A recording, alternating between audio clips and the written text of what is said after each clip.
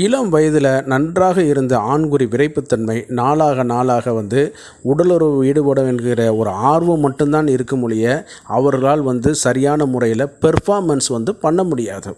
அவர்களாக நினச்சிருந்தாலும் சரி, ஆண்குறி தளர்ச்சியாக இருக்கும். அதே நேரத்தில் விந்துக்கள் ரொம்ப குறைந்த அளவில் வெளியேறும். சில நேரம் நீர்த்து வெளியேறும். அதே நேரத்தில் ஆண்குறி தளர்ச்சியை காட்டிலும் வைத்த உடனே விந்து வெளியேறுவதாக ஆரம்பிச்சிடும். இதற்கெல்லாம் அடிப்படையாக இருக்கக்கூடிய ஒரு காரணம் என்னன்னு கேட்டிங்கன்னா, இந்த டெஸ்டோஸ்டிரான்கிற ஒரு ஹார்மோன் தான்.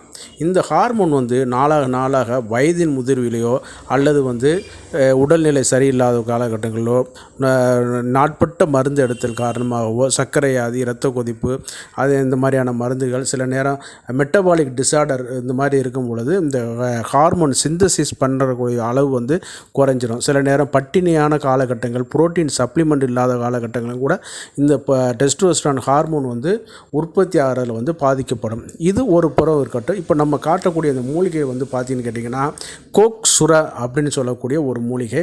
இதுக்கு சிறு நெருஞ்சில் அல்லது பெருநெருஞ்சில் அப்படிங்கிற ஒரு சிறு இனத்தில் ஒரு சிறு வேறுபாடு இருந்தாலும் ரெண்டுமே நம்ம ஓரளவு நம்ம சமத்துவமான ஒரு குணநலன் கொண்டது. இப்போ நம்ம பார்க்கக்கூடியது சிறு நெருஞ்சிலுங்கிற ஒரு ட்ரிபுலஸ் டெரிஸ்டாரிஸுங்கிற ஒரு இது என்னென்னு கேட்டிங்கன்னா, இன்றைக்கி ஆண்மை குறைவை சரிவு செய்யக்கூடிய அனைத்து மருந்துகள் இன்க்ளூடிங் மாடர்ன் மெடிசனில் கூட இதை சப்ளிமெண்ட்டில் கூட இதை பயன்படுத்துகிறாங்க.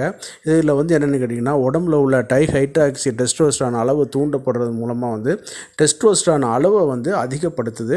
அது மெட்டபாலிக் இதனால் அது பெரிய சாப்டர். நம்ம சுருக்கமாக சொல்கிறது, இந்த மாதிரியான மூலிகைகள் கிடைக்கும் பொழுது நீங்கள் கிடைச்சுன்னா வாங்கி அதை ரெகுலராக பயன்படுத்துங்க. இதனால் நல்ல